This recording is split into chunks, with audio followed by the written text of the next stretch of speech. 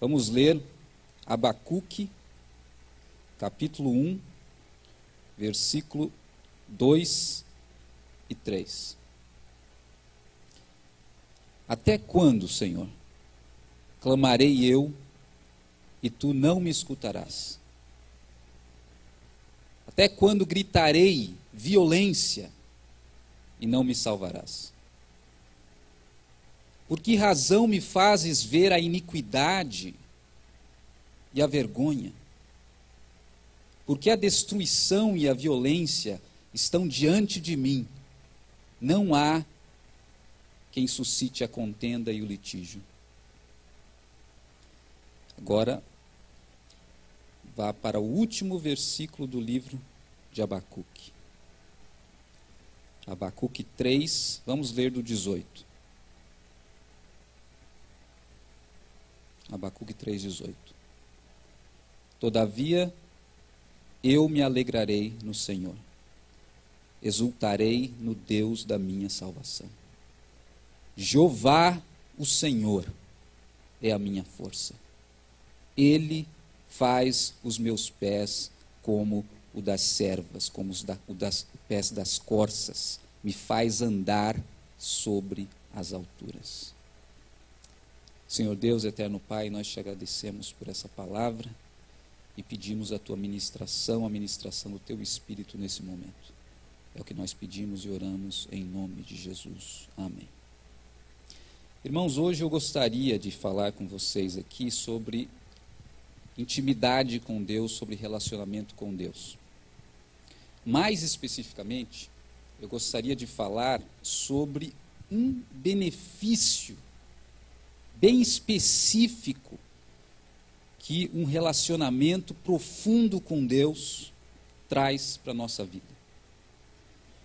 Como todos nós sabemos aqui, o relacionamento com Deus traz inúmeros benefícios à nossa vida, né? Mais experiências com Deus, mais orientação, direção para a nossa vida, muitas vezes traz revelação dos propósitos de Deus, traz mais autoconhecimento, traz transformação do nosso caráter e por aí vai. Mas talvez um dos benefícios mais extraordinários seja a capacidade que nós adquirimos de encontrar uma estabilidade, um equilíbrio para a nossa vida, mesmo diante das situações mais aterradoras e mais desesperadoras. E é desse aspecto, desse efeito que o relacionamento com Deus traz para a nossa vida que eu gostaria de comentar com vocês hoje. Eu não sei se você sabe, mas o livro de Abacuque, especialmente o último capítulo, capítulo 3, é um salmo. É um salmo, você sabe disso, é uma poesia que era usada como para adoração pública em Israel, né? A gente diria hoje que é uma música, um louvor. E nós sabemos que o livro de Abacuque é um louvor por causa da linguagem poética dele e porque no último versículo ali você tem instruções musicais. E daí nós entendemos que Abacuque é um salmo e ele poderia muito bem estar incluído entre o livro de Salmos, entre os outros salmos, mas porque ele tem um conteúdo profético também, ele foi escolhido aqui pelos editores bíblicos para ficar junto com os outros profetas. Mas Abacuque é um salmo. E o que é mais importante de se destacar a respeito dos salmos é que eles não eram meras músicas. Os salmos, eles expressam, eles representam, eles são poemas e compilações dos relacionamentos que os homens de Deus tiveram com o Altíssimo. Quando você abre o livro de Salmos, é como se você estivesse abrindo um diário espiritual de Moisés, de Davi, de Asaf, de Salomão, de todos os homens que escreveram. Então você tem que imaginar algo desse gênero. Você abre um diário espiritual, privado, particular de alguém, e aí você vê lá, por exemplo, dia 20 de janeiro de 2005, o Senhor é o meu pastor, nada me faltará. Aí você abre em outra página lá, 5 de setembro de 89, aí você encontra lá, de onde me virá o socorro? Você abre em outra página e você lê: Deus meu, por que me desamparaste?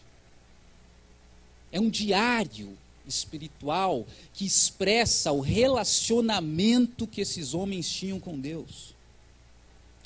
E que o que é extraordinário, irmãos, é que através desse diário você consegue ter uma ideia da natureza do relacionamento que esses homens tinham com Deus, da forma como eles se relacionavam com Deus,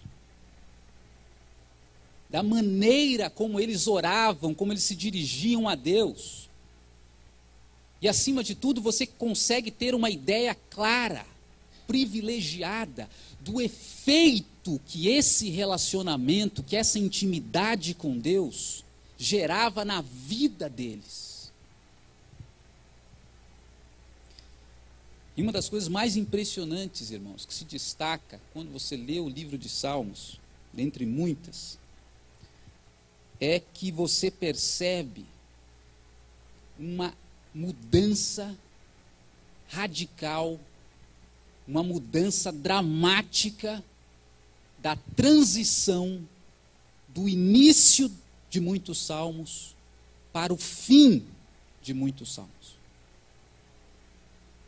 Quando você está lendo os salmos, você percebe que há uma mudança dramática. Muitos desses homens estavam angustiados, estavam deprimidos, estavam sofrendo, estavam se sentindo sós. E no final do salmo você vê um homem exultando, adorando a Deus. Vou dar alguns exemplos para vocês aqui. Salmo capítulo 13, começa bem assim: até quando te esquecerás de mim, Senhor? Até quando estarei triste todos os dias? E olha como é que termina o Salmo 13. Cantarei ao Senhor, porque Ele tem me feito muito bem. Olha o Salmo 22, que nós conhecemos: Deus meu, por que me desamparaste? O Salmo começa assim, olha como é que o Salmo termina: vós que temeis ao Senhor, louvai-o, porque Ele não desprezou o clamor do aflito. Olha o Salmo 53, ele começa assim: tem misericórdia de mim, Senhor, porque o homem procura ferir-me. Olha como é que termina o Salmo 56: em Deus tenho posto a minha confiança, não temerei o que me pode fazer o homem. Olha o que o Salmo 60, como é que ele começa: ó Deus, tu nos rejeitaste, tem estado indignado conosco. Olha como termina o Salmo 60: em Deus nós faremos proezas, porque Ele destruirá os nossos inimigos. Olha como começa o Salmo 69: livrai-me, ó Deus, pois as águas entraram na minha alma. Atolei-me num profundo lamaçal, entrei na profundeza das águas e a corrente me leva. E olha como termina o Salmo 69: louvarei o nome de Deus com cânticos e irei engrandecê-lo para sempre. Olha o Salmo 86, como começa: inclina, Senhor, os teus ouvidos, porque estou necessitado e aflito. Olha como termina o Salmo: louvar-te-ei com todo o meu coração e glorificarei o teu nome para sempre. E aqui em Abacuque, no Salmo de Abacuque, não é diferente. Você prestou atenção no que nós lemos? Como começou o livro de Abacuque? Até quando, Senhor, gritarei e não me escutarás? Gritarei violência e não me salvarás? Agora presta atenção como termina: Jeová é a minha força, Ele faz os meus pés como os da corça, me faz andar sobre as alturas. Quando a gente lê o livro de Salmos, nós percebemos que esse relacionamento profundo, essa intimidade que esses homens tinham com Deus, fazia com que eles conseguissem mudar, transformar o seu espírito radicalmente numa situação das mais terríveis. Acho que você deve lembrar do Salmo 1.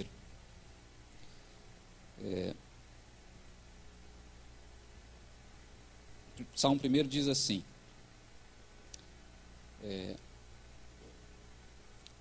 bem-aventurado o varão que não anda segundo o conselho dos ímpios, não se detém no caminho dos pecadores, não se assenta na roda dos escarnecedores. E aí diz assim, antes o seu prazer está na lei do Senhor, e na sua lei medita de dia e de noite.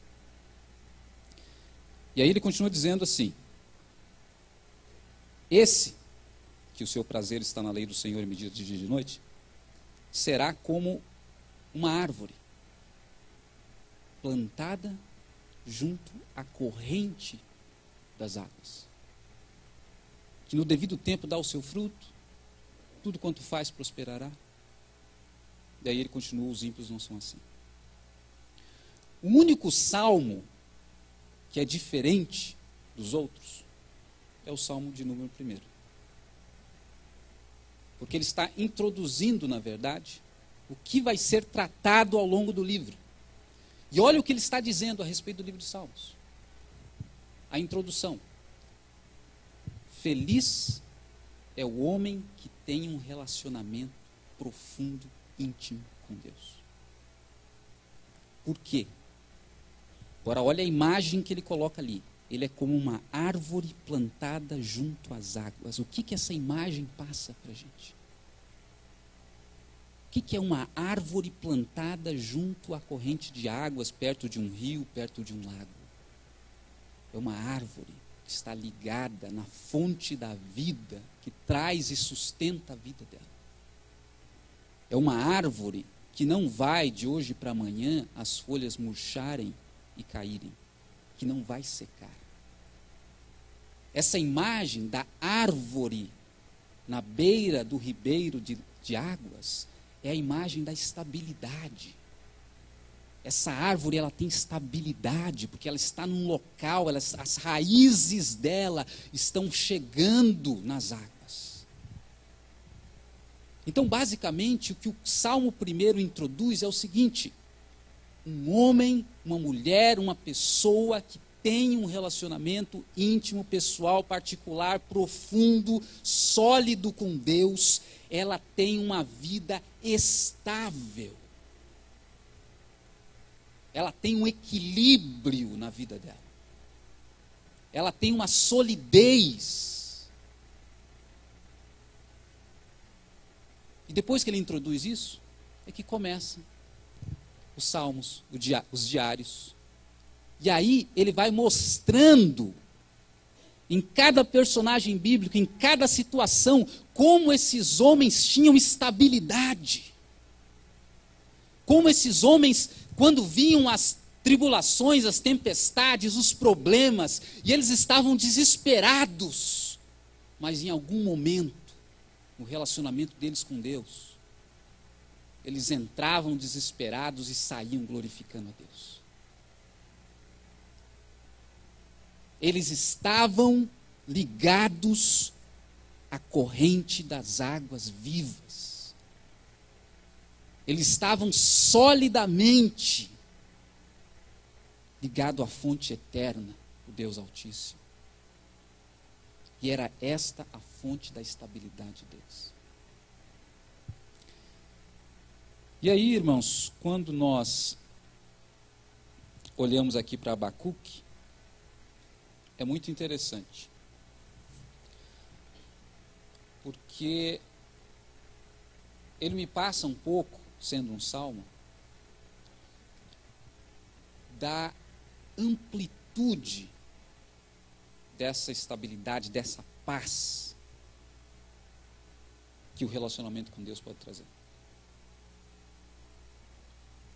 Veja, a gente podia dizer assim, que tem dois tipos de paz que nós podemos falar. A primeira paz é aquela paz que resolve, que aparece, que surge, quando nós resolvemos o problema. Por exemplo, você está enfrentando uma crise, está com problema em casa, está com problema no seu trabalho, uma dificuldade, está com uma dificuldade financeira na sua vida. É uma crise. Você vai ser afetado por essa crise. Você vai perder o seu equilíbrio momentaneamente. Mas como se faz para resolver esse problema? Como se restabelece a sua paz? Simples. Resolve o problema. Se o teu trabalho está ruim, como que você pode resolver essa situação? Procura outro trabalho que se adapte melhor à sua vida. Né? Tem muita gente trabalhando em condições dificílimas, né? Sendo explorado no trabalho, trabalhando demais. Isso reflete ou não reflete em casa? Isso perturba, desestabiliza a sua vida ou não desestabiliza? Tem muita gente que não tem o trabalho. Isso afeta a sua vida ou não afeta? Isso desestabiliza os seus relacionamentos ou não? Com a sua família, com seus filhos, com sua esposa? Sim. Tem muita gente que está com problema de saúde. O problema de saúde afeta a sua vida ou não afeta? Afeta, tira a tua paciência, te deixa estressado ou não? Ou é só comigo? E aí você começa a ter problema com um, problema com outro, por quê? Porque tem algo que está tirando a tua estabilidade. E agora eu pergunto, como se resolve esse tipo de problema, de instabilidade na vida? Simples. Resolve o problema. Arruma um emprego, troca de emprego. Trata a tua saúde para ficar melhor. Resolve o problema. Encontrou a paz. Esse é o primeiro tipo de paz que nós podemos falar. É a paz que nós alcançamos quando nós fazemos o quê? Resolvemos o problema. Agora tem um segundo tipo de paz que vem de um segundo tipo de crise também. É o que eu pergunto para vocês. O que fazer quando não dá para resolver a situação? O que fazer quando o problema não é você trocar de trabalho? O problema é que você está frustrado com uma situação, com um erro do passado que não dá para consertar, por exemplo. O que fazer quando você tem uma perda, por exemplo, de um ente querido? Não dá simplesmente para consertar o problema, acabou, resolveu, acabou a crise. O que fazer quando tem esse tipo de problema? E muita gente sofre, vive em crise, porque está enfrentando problemas que não é simplesmente trocar de emprego. São problemas muito mais profundos que não têm, muitas vezes, como ser resolvidos. E aí que nós chegamos ao segundo tipo de paz, que é a paz que Abacuque está apresentando aqui. Que ela ultrapassa, ela supera, ela transcende as circunstâncias, os problemas, ela independe de qualquer problema que você possa ter na sua vida.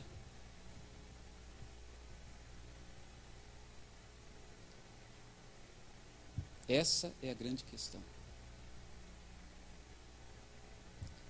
Esse é o grande nó, muitas vezes, na nossa vida, que são os problemas que não vão ser resolvidos. E eu quero dizer que era o caso de Abacuque, porque sabe quando que essa situação foi se resolver para Abacuque? 20 anos depois. 20 anos depois. Não era uma coisa que resolveu, acabou, a crise foi embora, a ansiedade acabou, está resolvido o problema, minha paz voltou. E muitas vezes, na nossa vida, esse problema não vai ser resolvido. Não vai, simplesmente. Vai ter casos em que o problema pode ser resolvido, e você vai resolver, e Deus vai te ajudar, mas vai ter casos que não vai. E daí?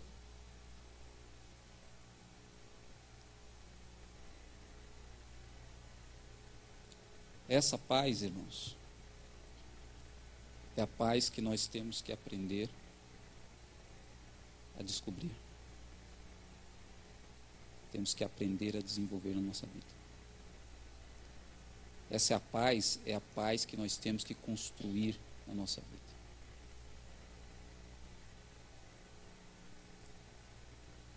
Ela não, presta atenção, se estabelece porque você passa a ter poder para resolver o seu problema. Ela se estabelece porque o problema deixa de ter poder sobre você. Prestou atenção? Essa paz, ela não é estabelecida porque você passa a ter poder de resolver aquele problema. Está sem emprego, Deus abençoou, Deus ajudou, agora você tem poder para resolver o problema, você resolve, a paz está estabelecida. Essa paz, ela é estabelecida porque o problema deixa de ter poder sobre a sua vida.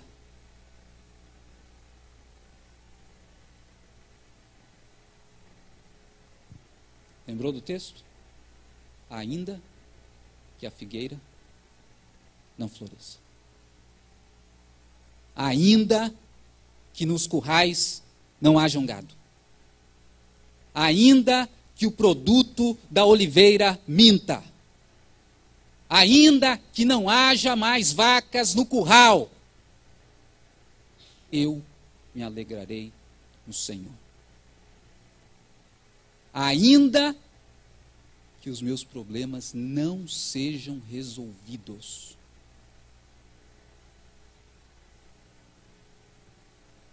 Essa é a paz que está falando aqui.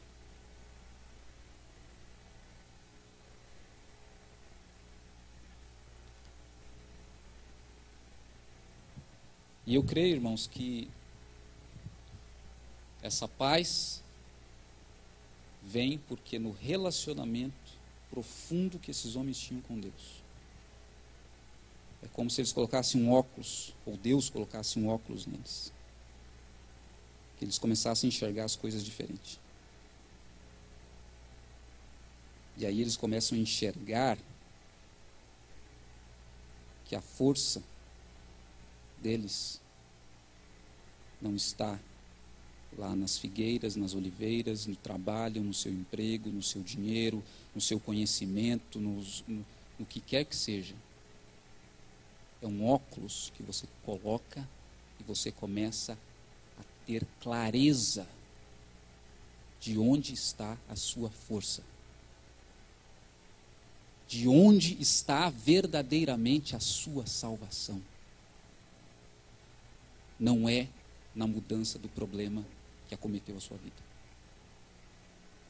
De repente você começa a ter clareza disso, veja bem, não é conhecimento intelectual, minha salvação vem do Senhor, minha força vem do Senhor, eu sei isso intelectualmente, eu não estou falando disso, todo mundo professa isso, mas é no relacionamento com Deus que nós começamos a ter a revelação espiritual de onde está a nossa força, de onde vem a nossa salvação.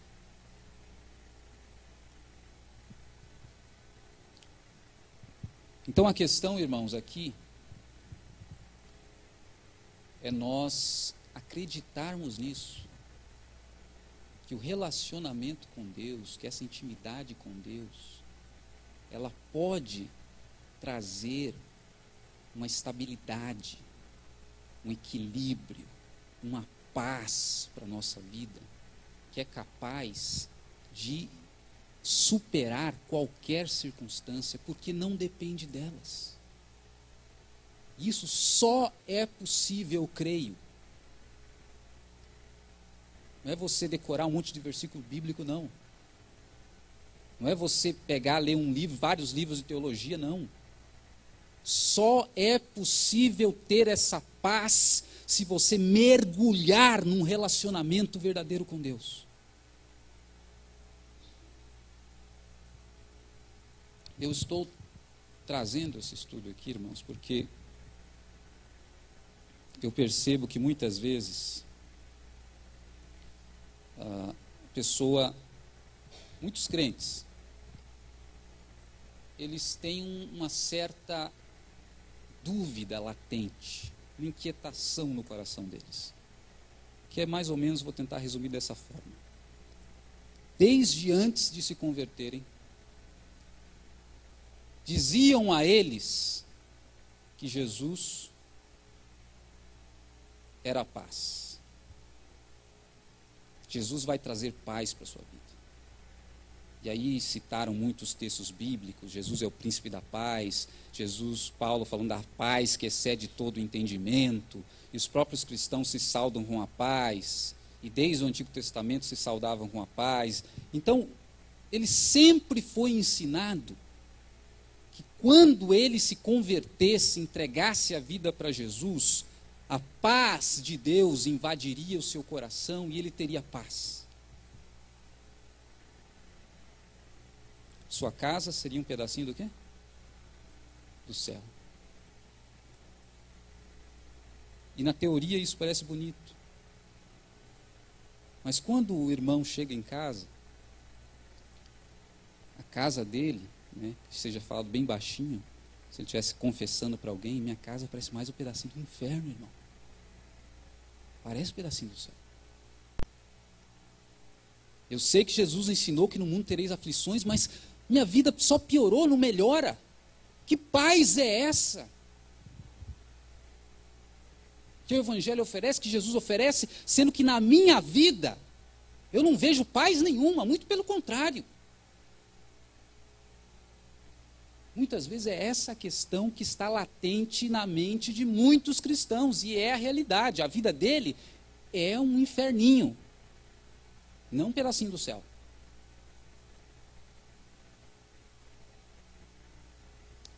Mas eu queria dizer o seguinte, que tem muitas bênçãos na Bíblia, que eu diria que são bênçãos do tipo Matrix. Já viu aquele filme Matrix? Aquele filme Matrix tem uma cena bem interessante que um dos personagens diz assim para o outro: eu só posso te mostrar a porta. Você é quem tem que atravessá-la. Tem muitas bênçãos, presta atenção agora, na Bíblia, que Jesus promete, que Deus nos promete, que são bênçãos do tipo Matrix, em que Deus fala para a gente: a porta está aberta, está aí, já te mostrei, agora eu não vou entrar nela por você, é você quem tem que entrar. Lembra de Hebreus 10? Jesus, o apóstolo diz lá que Jesus, pelo seu sangue, pelo seu sacrifício, abriu um novo e vivo caminho. Para onde? Para os santos dos santos da presença de Deus. Pelo seu sacrifício. Deus abriu o caminho. Agora é você que tem que entrar. Ele não vai fazer isso para você. A presença de Deus está aberta. A porta está aberta. Já foi mostrada. Você quem tem que entrar. Eu acho que se encaixa perfeitamente para a questão do relacionamento, dessa paz que excede o entendimento, dessa paz que supera as circunstâncias. Não é mágica. A porta foi mostrada por esses homens, por esses salmos que nós lemos. Qual é a porta para ter essa paz que esses homens tinham? Relacionamento com Deus. Está mostrada a porta para a gente. Agora, se você quer desfrutar dessa paz, o que você tem que fazer? Só posso te mostrar a porta. Agora é você que tem que entrar. É você quem tem que construir esse relacionamento. É você quem tem que chegar na sua casa com a sua esposa e falar: vamos ter um tempo com Deus, vamos aumentar a nossa intimidade com Deus. É você quem tem que tomar uma atitude e pensar: como eu vou dar um jeito de separar o meu tempo com Deus? O que eu preciso fazer para avançar no meu relacionamento com Deus, para construir o meu relacionamento com Deus, para aprofundar, para crescer nesse relacionamento? A porta está aí, é você quem tem que entrar.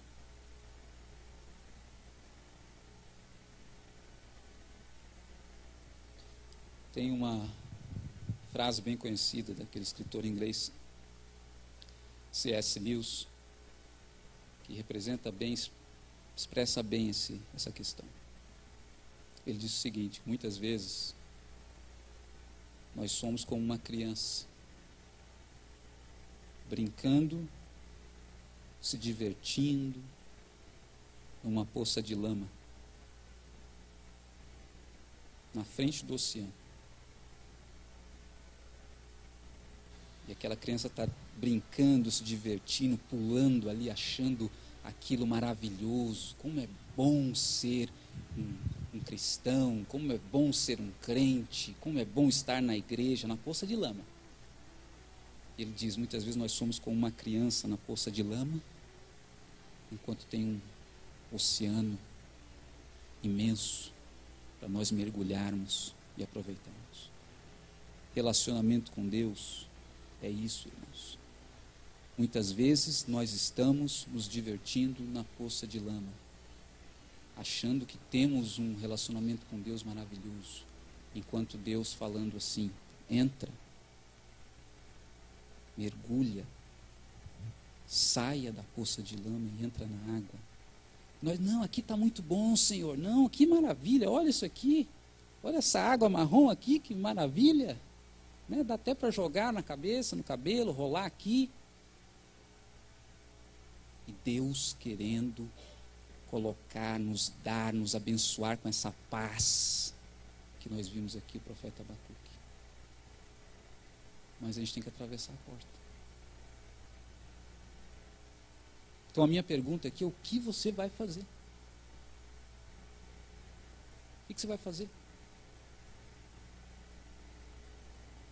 Tem, muitas vezes, eu imagino, né, cristãos assim, olhando para a porta, durante anos, porta aberta, bonita, caminho livre, olhando para a porta durante anos, durante décadas, olhando para a porta. Nossa, que porta bonita. A porta que já foi aberta pelo sangue de Jesus. A paz que ele pode encontrar nesse relacionamento com Deus. Mas fica olhando para a porta. Deus não vai fazer isso por você. Isso é você quem tem que entrar. E quando você entrar, meu irmão, você vai viver isso que nós cantamos. Acima dos problemas, acima das tribulações, acima do pecado, acima das angústias. Porque você vai acontecer com você como começou a acontecer com aqueles salmistas ali. Não é que você não vai ter crise, não vai ter problema, mas quando você começar a ter o problema, você vai entrar agonizando e vai sair glorificando do outro lado. Isso não vai te derrubar, porque você está fincado na corrente de águas. Você dá o seu fruto no devido tempo, você tem estabilidade, você tem solidez na sua vida, essas coisas não te derrubam. Você tem firmeza, você tem solidez. Porque você está enraizado nas fontes de águas vivas. Você tem um relacionamento sólido com Deus e pode vir o que for. Se o problema puder ser resolvido, você resolve. Se não puder ser resolvido, você passa por cima dele. Atropela, como dizem. E essa é a imagem da corça. Essa é a imagem da corça. Ele faz os meus pés como os pés da corça. Você conhece o animal corça? Parece um veadozinho, pequenininho. E ele é muito leve e muito ágil. Vive nas montanhas. E essa corça, pela agilidade que ela tem, ela consegue fazer coisas inacreditáveis. Ela consegue pular pelos penhascos, pelos pedaços de árvore caídos e madeiras, como se ela estivesse brincando. A leveza dela para fazer tudo isso é impressionante. Então olha a imagem que o profeta está passando. Ele faz os meus pés como os da corça. Ele não está falando que não vai ter as dificuldades, os problemas, as situações, só que você vai brincar, você vai surfar em cima delas. Porque elas vão perder o poder de te afetar. Elas vão perder o poder de impedir o seu percurso. Se elas estiverem lá ou se elas não estiverem, não vai fazer diferença. Se a figueira florescer ou não florescer, não vai fazer diferença. Você continua fixo, indo em direção ao seu objetivo. Confiando em Deus, glorificando a Deus. Se você mergulhar no relacionamento com Deus, a sua vida vai ser transformada. Você vai fazer coisas que você nunca fez. Em Deus faremos proezas. Se você mergulhar nesse relacionamento com Deus,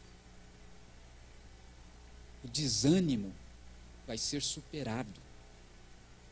Se você mergulhar nesse relacionamento com Deus, sabe aquela mágoa, aquela traição, aqueles problemas que você enfrentou de saúde, você vai caminhar por cima deles como a corça. Deus vai te levar para lugares mais altos. Você vai passar por cima das circunstâncias. Elas não vão te derrubar. Elas não vão encostar em você e te desequilibrar. Você vai passar por cima. A porta está na sua frente. Cabe a você agora passar por ela. Que Deus abençoe vocês e que Deus realmente faça essa revelação no seu coração frutificar e que você possa criar uma maneira de crescer no seu relacionamento com Deus. O Senhor é a minha força, Ele faz os meus pés como os da corça. O Senhor, o soberano,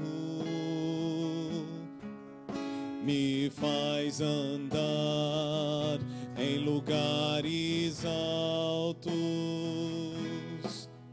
O Senhor é a minha força. Canta, igreja.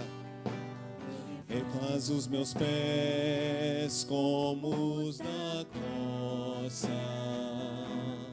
O Senhor, o soberano, e me faz andar em lugares altos, e me faz andar, ele me faz andar, e me faz andar em lugares altos. Ele me faz andar. Ele me faz andar. Ele me faz andar em lugares altos, acima dos problemas, acima das tribulações, acima do pecado, acima das tentações, acima das minhas dores, acima das perseguições, acima deste mundo, acima das desilusões.